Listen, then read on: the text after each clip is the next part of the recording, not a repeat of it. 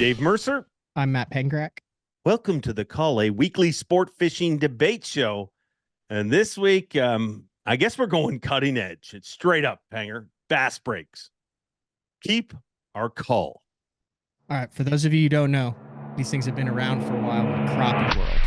Power brakes, bass brakes, basically they're an attachment to the back of your boat. It's like two small trolling motors that is then connected to the front of your boat. You hit a button. If you want to stop in open water, they stop you on a dime. Think power poles for deep water or Raptors for deep water, except there's nothing actually going down into the bottom. It's two small motors that are allowing boat control without blowing out the area in front of you, without having to turn your trolling motor head, little wind resistance, some current. Basically, it's open water boat positioning. But these things are starting to show up on bass boat rigs at all different levels, and they're hard to miss because they're attached back by your Raptors or power poles, and it looks like two additional trolling motors. So basically, you're working with three trolling motors on the boat. Fair assessment on how those things work, Dave? That is exactly how they work. Have you experienced the joys of power brakes yet? I have not. I have heard from those that have that they are wonderful. But I just feel like it is. I mean, at some point there has to be a limit, and I don't that you go back. But I mean, I had a response on one of the videos that I did, and I'm going to steal this from one of our viewers, but they said at some point it is watching basketball, but they get to use trampolines. At some point, you're like, is this too much? But then there's the other part of me that's like, hey, man, you can have a shallow water anchor, and we all like difference? That. What's the difference between having a deep water anchor? But I will say this. I believe my response the first time I saw a shallow water anchor was probably similar. If you remember, for a while, people were like, yeah, those saltwater guys use them, but you'll never see them in fresh water. And now if you see a boat running down the lake without at least one shallow water anchor, it stands out as weird. So I just assume that they're running with them down. Is this the next big thing, Panger? I'm 100% keeping it. I think it is the next big thing. Listen, these things are they're hard to keep secret. The season hasn't started yet. So there's a lot of guys who haven't posted pictures of their full rig, but once it gets out, once you see them, they're very apparent on what they do. It will be highlighted on live with these guys that have them on the boat control that they're able to. I think it is just another tool. It doesn't help you locate bass. It doesn't help you catch bass. What it does is it helps you position your boat to target fish. You can have these things and they're a benefit if you found a brush pile on 2D and you don't have forward-facing sonar. If you're trying to stay a certain distance off of a grass edge, this is used in coordination often with forward-facing sonar, but 100% has no relationship to it. It can be used independently. And like you said, I think you made a case for it. What's the difference between being able to lock yourself down in 6, 8, or 10 foot and 15, 20, or 25 foot? It's the same thing. It's just another tool. And I think they're here to stay. So I'm keeping it. It's the next big thing. It's a tough one. And I think, I mean, generally I embrace most of this stuff eventually. I just think this one seems shocking. But if you change the terms and you're like, hey, all of a sudden you can get a Raptor that goes 25 feet, I don't think anybody's saying anything.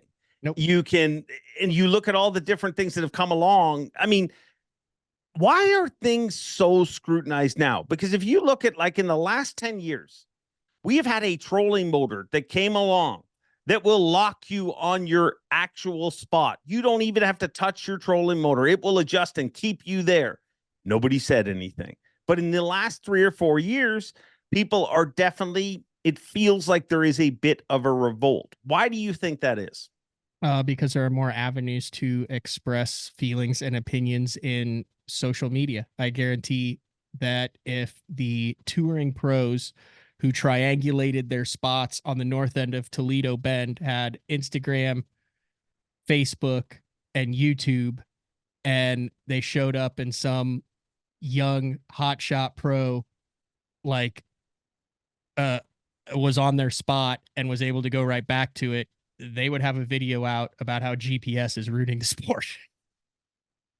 Well, and you're I right. think there's just more voices, and I think discussion is healthy within the industry. As soon as everyone always agrees with the same thing, that's when you start headed down a troubled path. But in my opinion, there's no controversy in this. It is literally just a tool, and you could look at it like, you know, why would you be upset to have a deep diving crankbait when you have a square bill?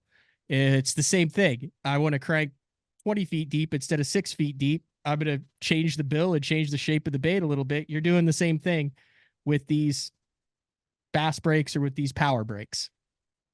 Yeah, they just look different right now because we're not used to looking at them. But hey, how many? We're answering a lot less questions about the t-shirt cannons that are on either side of the motor, aren't we?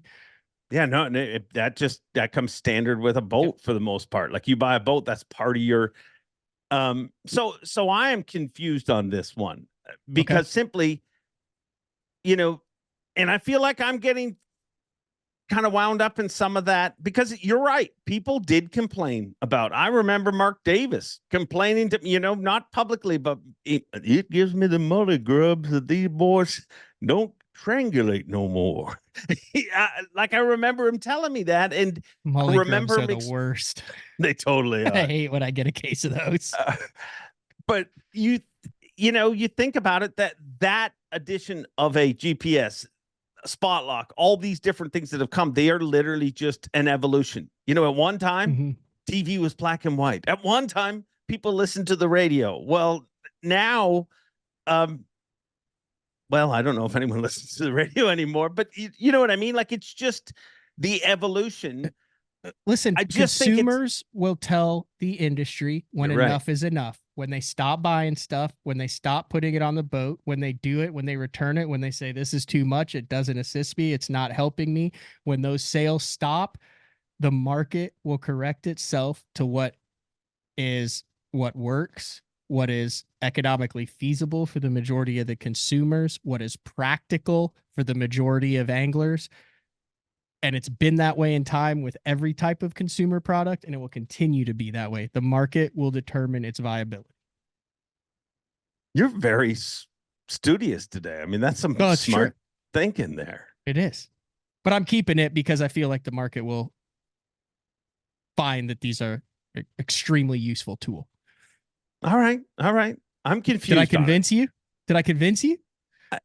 That I'm so convinced on. I just feel the visual, the outlook. I mean, I felt the same way about the Alabama rig. When people talk about the Alabama rig being banned, I do believe that in many ways it was the right call. Because if you go back and look at that footage when guys were using it, it gives a very bad visual look. Whether it's bad for the fish or not, but you literally have fish hooked in different orifices of their body because of how that bait works. I don't think that it wasn't going to win every tournament. That's been proven. I mean, it wasn't going to end all baits. That's been proven. But I do think that there is a visual tough look for that, for the 80% of the world that isn't either against angling or totally for it hardcore. But the 80% of the world, when they see that, they're just like, this is kind of weird. And I think that bass breaks may fall into that, but I think that they may just fall into it for a temporary period of time, just like the original shallow water anchor did. In time, people will embrace it. And as you said, the consumers will decide. And on a competitive end, I mean, depending on how many we have in the Elite Series, as soon as somebody starts to catch them on them, everyone what that's like. I mean, everyone will have them. Visually, we'll get over it.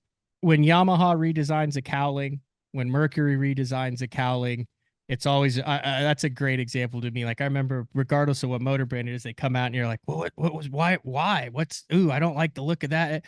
6 months later, doesn't even cross your mind. So 6 months from now, you think what do you think by the end of the year? How many of those are we going to see on the Elite Series? Over half. Wow. They're fairly economical. They cost less than a 12-inch graph to install. They're easy to install. And there are certain fisheries that I feel like they will be very useful in, and with as savvy as the top level of angling are, both on the BPT and the Elite Series, with the ability to obtain the technology, I think it'll be a no-brainer for a lot of them. Well, you guys let us know. Are they the next big thing, or is this just too far? Are we? Are you playing... keeping or culling? You have to make a decision. I'm confused, is what I am. Well, that's not the show. The show's not keep, you know call, or what? confused. That would be a good show, though. It would. Keep color confused. I could be confused on this one. Why can't we evolve? Just like a basketball banger, we're evolving as a show. I mean, at one time, it seemed stupid to have it confused. But right now, I feel like it's okay to be confused because I don't know enough about them. But I mean, my initial thought was it's too far. But then when you start dissecting it, it's just another part of the, you know what I mean? Like, I get it. Here's what I think about fishing, and I've said this from the start. I think a lot of people are going to say things online about different things, whether they're for it or against it, because that's the world we live in right now. Just people are, I mean, that gets traffic. But the best thing about fishing since day number one is you can do it as you wish. Whether you, I mean, there's people who want to fly fish and go do it. There's people who look at bass fishing, the thing that we love the most, and laugh like, oh, bass fishing? Who fishes for silly bass? You know what those people call bass? Ditch pickles. Who calls them ditch pickles? Oh, like I went up to Alaska. The guy's like, "Oh, you're a ditch pickle fisherman." And I'm like, "The hell is that?" And he's like, "Bass. They're green and they live in shallow water, like small fisheries." I'm like, "Yeah, well, you're at a glacier-fed Kenai River for wild rainbows." But like literally, I walked into a hornet's nest of fly fishermen, and I was the ditch pickle outcast. Wow. Well, what I was saying is you can do fishing however you want, whether you want to have all the stuff on your boat to give you the biggest advantage, whether you want to row a boat out. I mean, it's endless, but you can do it the way you want. And I'm going to keep it, Panger. Keep it. Screw it. Well, let's just keep it. That should piss some people off, but you guys let us know. Bass breaks, the next big thing, or are we playing basketball with trampolines? Keep or call, bass breaks.